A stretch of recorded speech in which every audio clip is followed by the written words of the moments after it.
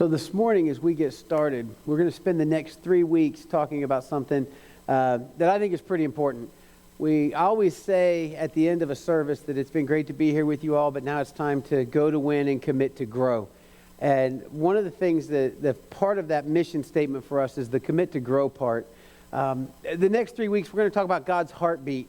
And I realized that we can't know God's heartbeat, what his heart beats for, if we're not committed to growing in his word, if we're not committed to understanding his will, if we're not going to introduce other people to him, if we're not praying, if we're not setting aside these vital times, we're not going to ever really get a true glimpse of what God's heart beats for. And so for the next 3 weeks, that's what we're going to talk about. We're going to talk about God's heartbeat. Not just his heartbeat, but what his heart beats for. And today, you're gonna catch on to this because you guys are really brilliant people. But today, the focal point, the overriding theme here is that people are important to God. We're going to talk about items. We're going to talk about sheep. We're going to talk about coins and money. But we're also going to talk about people. And one of the things that in my understanding of God is that his heart beats for people. And so I want to start off, we're gonna camp out in Luke chapter 15 today. And I encourage you to take some time this week and read these stories for yourself. Some of these are very familiar to you. Some of these, maybe you know these. Some of you may be hearing this for the very first time. And so whether you're familiar with this story or it's the first time you're hearing it, I just want you I just want to challenge you to take a minute and really look and listen to these words. Luke chapter 15, starting with verse 1. It says, "Now the tax collectors and sinners were all drawing near to hear him. And the Pharisees and the scribes grumbled, saying, 'This man receives sinners and eats with them.' So he told them this parable. 'What man of you, having 100 sheep, if he has lost one of them, does not leave the 99 in the open country and go after the one that is lost until he finds it? And when he has found it, he lays it on his shoulders, rejoicing.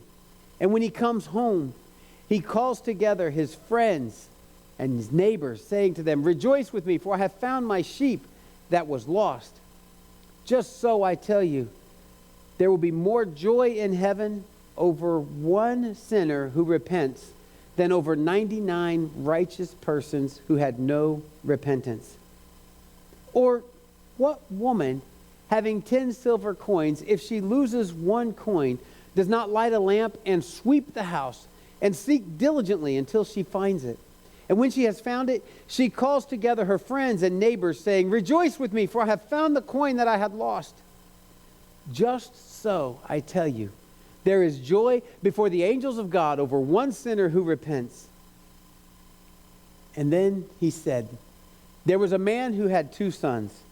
And the younger of them said to his father, 'Father, give me the share of property that is coming to me.' And he divided his property between them. Not many days later, the younger son gathered all he had and took a journey into a far country. And there he squandered his property in reckless living. And when he had spent everything, a severe famine arose in that country, and he began to be in need. So he went and hired himself out to one of the citizens of that country, who sent him into his fields to feed pigs. And he was longing to be fed with the pods that the pigs ate, and no one gave him anything. But when he came to himself, he said, 'How many of my father's hired servants have more than enough bread, but I perish here with hunger? I will arise and go to my father, and I will say to him, Father, I have sinned against heaven and before you. I am no longer worthy to be called your son. Treat me as one of your hired servants.' And he arose and came to his father. But while he was still a long way off, his father saw him and felt compassion and ran and embraced him and kissed him. And the son said to him, 'Father, I have sinned against heaven and before you. I am no longer worthy to be called your son.' But the father said to his servants, 'Bring quickly the best robe and put it on him, and put a ring on his hand and shoes on his feet, and bring the fatted calf and kill it, and let us eat and celebrate. For this my son was dead and is alive again. He was lost and is found, and they began to celebrate. Verse 25 says, now his older brother was in the field, and as he came and drew near to the house, he heard music and dancing. And he called one of the servants and asked what these things meant. And he said to him, your brother has come, and your father has killed the fatted calf, because he has received him back safe and sound. But he was angry and refused to go in. His father came out and entreated him. But he answered his father, look, these many years I have served you, and I never disobeyed your command. Yet you never gave me a young goat that I might celebrate with my friends. But when this son of yours came, who has devoured your property with prostitutes, you killed the fatted calf for him. And he said to him, my son, you are always with me. All that is mine is yours. It was fitting to celebrate and be glad, for your brother, this your brother was dead and is alive. He was lost and he is found. This chapter in Luke shows us how important people are to God. It shows us how important the lost are to God and how important they should be to us. Jesus compares the lost soul to three culturally relevant things of value to his audience. He compares the lost soul to a sheep, a coin, and a child. Now we could actually sum up Luke 15 in three simple words: lost, found, rejoice. But don't go away yet, because I've got more to say on this matter. Luke 15 is another example of why our mission statement here at Huntsville Christian Church is go to win and commit to grow.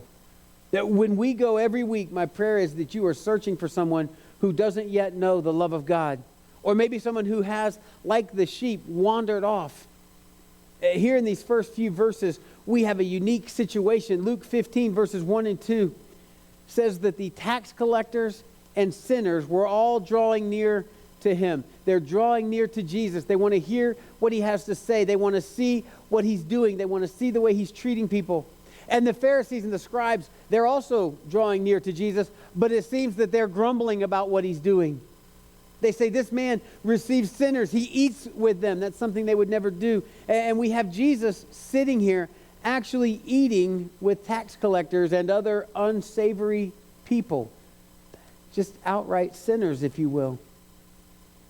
Think about that. Jesus has left the glory of heaven to sit and eat with sinners. Actually, he left the glory of heaven to die as the final sacrifice for our sin, but this is part of the plan. You see, Jesus, the perfect Son of God, both fully human and fully God, is walking on his very creation, walking amongst his created, seeing their hurt, seeing their pain, seeing their shame, seeing their mistakes, seeing their embarrassment, seeing their sins being lived out right in front of him.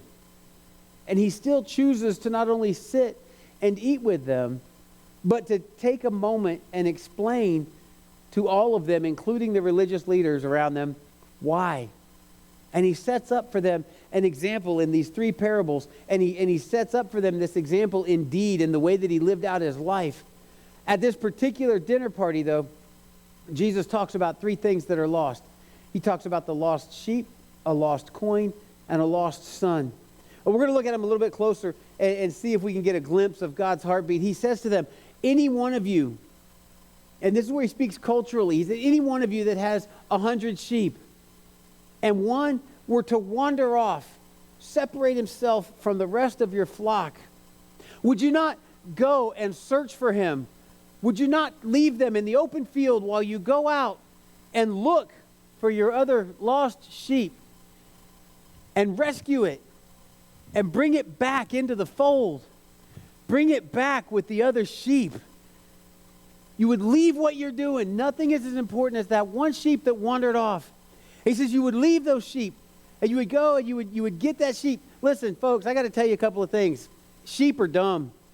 They are not smart animals. They don't necessarily pay attention to what they're doing. When sheep are eating, they just put their little sheep heads down and they just start walking and eating, and they just don't pay attention. They just walk and eat all day. It doesn't take much for a sheep to lose its way. It doesn't take much for a sheep to get separated from the flock sometimes. You see, this parable, it's not just about sheep or about the sheeple. That's sheep and people. That's what I call you guys. We're sheeple. It's not about the sheeple that just wake up one day and say, hey, I'm going over here to join up with another flock. That's not what we're talking about here. It's not talking about the sheeple that says, you know what, I'm not happy with the last decision of the color that they painted the sheep gate at the holding pen, so I'm going to head across town to a different holding pen. That's not what we're talking about. He's talking about a sheep that has simply wandered off course a bit. Have you been there? Have you wandered off course? The good shepherd will exhaust all efforts to go after that little one. After all, Jesus is talking to the scribes and the Pharisees here. He's talking to the ones that live by the letter of the law. The ones that look for discipline and punishment in the Word of God. The ones that would say, yeah, when you find that sheep, you break his leg, and then you carry him around on your shoulder so he has to depend on you again. He's talking to me, straightening him out a little bit. He says, hey, these people that I'm eating with, these people right here, they've wandered off. They've lost their way. I'm here, like the good shepherd, to bring them back safely and to care for them. But he didn't stop with the story about a lost sheep. He didn't just stop there. You see, everyone understood the value of sheep, culturally speaking. But he also knew that his audience, the tax collectors, the sinners, the Pharisees, the scribes, they appreciate the value of good old silver. And so he tells them the parable about a lost coin. Have you been there? When I was about 7 years old, my grandfather gave me a coin. It's a silver coin. It's a silver. I remember this. He said, hey, I want to give you this silver $50 for your birthday. And I kept thinking, why would you rip $1 in half? What's the value of a $50? And then he gives me this coin. Now, it's only worth 50 cents. It's a $50. I get that now. But it's a silver $50. It has 1971 on it. That's my birth year. He says, I want you to have this. I have carried that coin around. I've never lost it. I've put it in places of safety and not found it again until maybe we moved. And you go to empty out that one drawer and you go, oh, there's that coin my grandfather gave me. But I've never lost it. I've always known it was somewhere safe. But if I did lose it, I would search high and low for it. Not because 50 cents is some valuable thing, because it was something that my grandfather gave me. He took a moment to say, hey, I found this and it's got your birth year on it. I just want you to have it. Same thing in this parable of the lost coin. A woman has 10 silver coins and she loses one. And Jesus says, hey, she will search high and low until she finds it. Have you been there? Have you ever put some money away for something, maybe for vacation, or maybe you're saving up for Christmas, and so you start putting money away in a certain spot, and somewhere along the way you forget where you put it. You ever lose your wallet? Anyone? Your purse? Your keys, your glasses, and they're right on top of your head? You don't stop looking until you find it. Even if it takes a couple of days. You'll even look in the same places. As you retrace your steps, you'll look in the same places over and over again, hoping that you just overlooked it. You'll go right back to that spot where you always put it, and you'll be like, yeah, it should be right here, but it's not. And then when you find it, you let everyone know that it's no longer lost. You send out a text blast. Hey, what's got 2 thumbs and now has his keys again? This guy, you're excited, you found it. Or maybe you're saying, guess what? I found my purse. Yeah, it fell down behind the couch. It was there the whole time. I don't even know why I was looking in the freezer. But we look everywhere when something's lost. The point is, we're like the woman in verses 9 and 10. When we find what's lost, we call those who knew that we lost something once we found it. Or we call our friends and our neighbors and say, hey, rejoice with me, for I found the coin, the keys, the purse, the kid that I lost. You giggle. You're not a real parent unless you've lost a kid at least once for 10 or 15 minutes. Then you know what parenting's all about. But think about your joy when you find that item and hear what Jesus says in verse 10, because this is connected to lost sheeple too. He says, just so I tell you, there is joy before the angels of God over one sinner who repents. You see, everyone in Jesus' audience knows the value of sheep. They're used for wool. They're used for clothing. They're used for food. They're used for sacrifice. They know the value of sheep. Everyone in his audience knows the value of money, culturally speaking. But just to drive the point home, so no one misses it, Jesus brings family into the picture. You ever notice how things get real personal when you start using the illustration of family? Family is a big deal to this particular audience. Culturally speaking, everyone in the family had a role to play. No matter whether you're a son or a daughter, whether you're the firstborn, the middle child, or the baby of all the siblings, as you grew into being a young adult, you had a certain job, certain responsibilities, certain duties that were culturally relevant, that were just expected of you. Parents, have you ever lost a child at the store or at the movie theater? Have you ever had a child, maybe as they got a little bit older, I'm going to run away? Or simply a child that just didn't come home at curfew when they were supposed to? Just 20 minutes late changes your whole countenance, doesn't it? Listen to Jesus' story of the lost boy. As you hear this story, think of someone that you know who has maybe wandered off like the lost sheep. Think of someone you know who maybe is just simply lost in the darkness of this world like that silver coin. Think of that person as I share this story with you. Ask God today to reveal his heartbeat for you today. Here's how it goes. This man had 2 sons. We can assume that he was well off because one of his sons, his younger son, who by rights should not have gotten all that much to begin with. The older son would gather all the inheritance, and the younger son came to him and said, Dad, I'd like for you to go ahead and give me what's rightfully mine if you were to die. Essentially, culturally speaking, this son has said to his father, and we've all said this to our fathers, usually when we're little, and we get in trouble for something, and as a kid, have you ever said that? Have you ever said, I wish you were dead. I wish I didn't even know you. I wish I was never born. We say that kind of stuff when we're little. And essentially, that's what this grown son is saying to his dad. Hey, just go ahead and just pretend like you died. Give me my half. Give me my quarter. Give me my share. And the father did. He gave this son what was his. And Jesus goes on with the story. He says a few days later, he takes everything that has been given to him and he leaves. At that point, we can gather that he's not going to go do something productive with this inheritance. And he goes to a faraway land, to a distant land. This story, in my opinion, kind of reminds me of Jonah.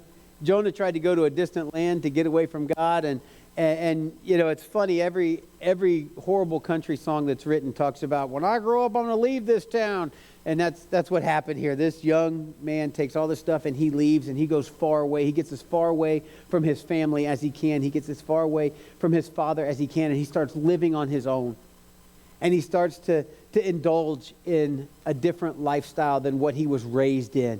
He just starts down this path. In the Bible, Jesus says he squanders everything. For those of you who aren't sure, squander means you weren't real wise with what you were given. All right? He did it all. He lived a life. And wouldn't you know it, once the money runs out, a famine hits the land. And he looks around, he finds himself alone. All the friends who were there while he was supplying the entertainment are no longer around. And he's starving. And he reaches out, he gets hired on by someone in that country, and they give him a horrible job. Hey, I'm going to let you feed my pigs. And Jesus says he longed to eat what he was feeding the pigs. I got to tell you something, folks. You have to be really hungry to desire to eat what's being fed to pigs. And that's where this guy is. That's where he finds himself.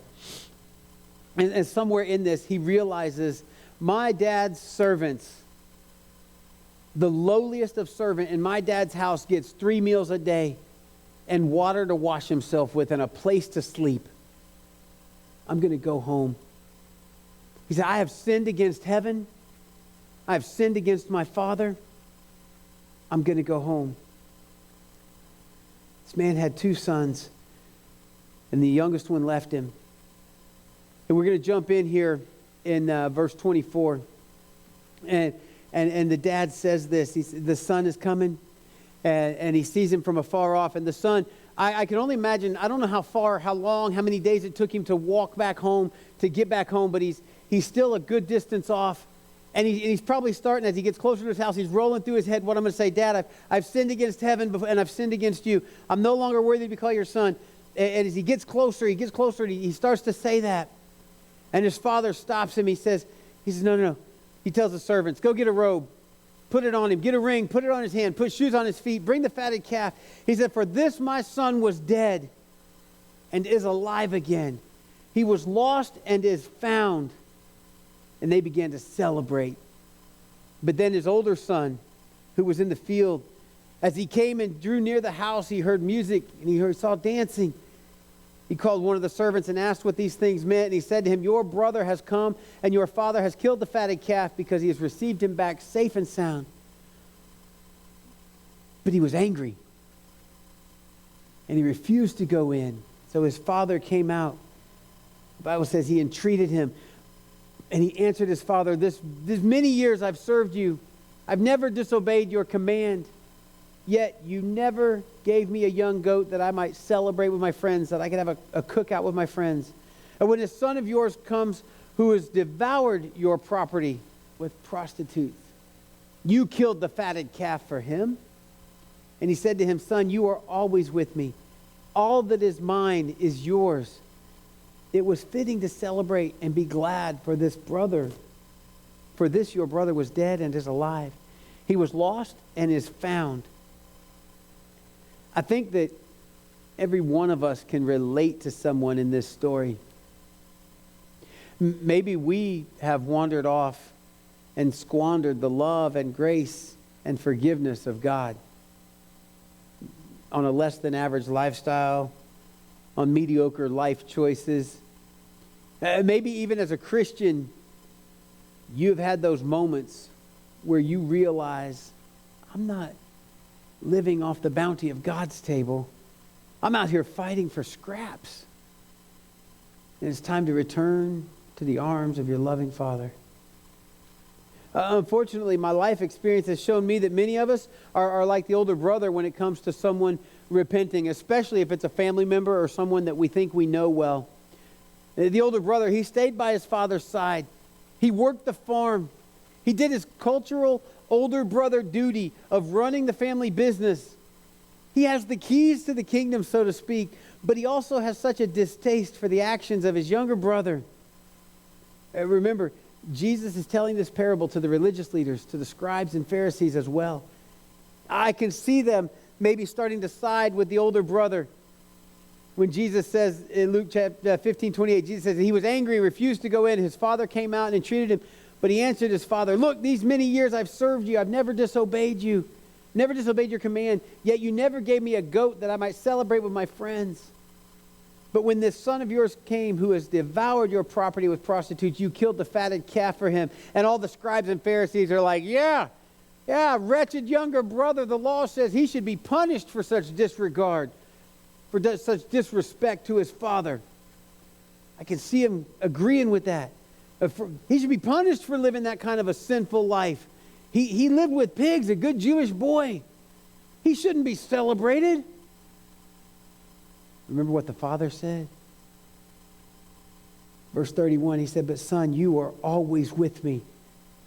All that is mine is yours. It was fitting to celebrate and be glad, for this your brother was dead and is alive. He was lost and he is found. He was like a sheep. He wandered off.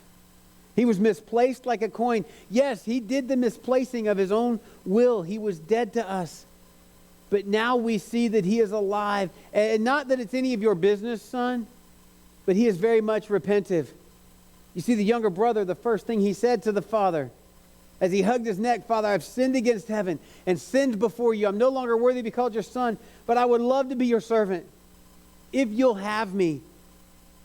And in this next statement from the father of the prodigal son, like the statement from the shepherd and the woman looking for a coin, we see God's heartbeat for his creation. In Luke 15, verse 22 through 24, he says this, but the father said to his servants, bring quickly the best robe and put it on him, and put a ring on his hand and shoes on his feet, and bring the fatted calf and kill it and let us eat and celebrate. For this my son was dead and is alive again. He was lost and he is found. And they began to celebrate. Brothers and sisters, it's time that our hearts beat for the same things that God's heart beats for.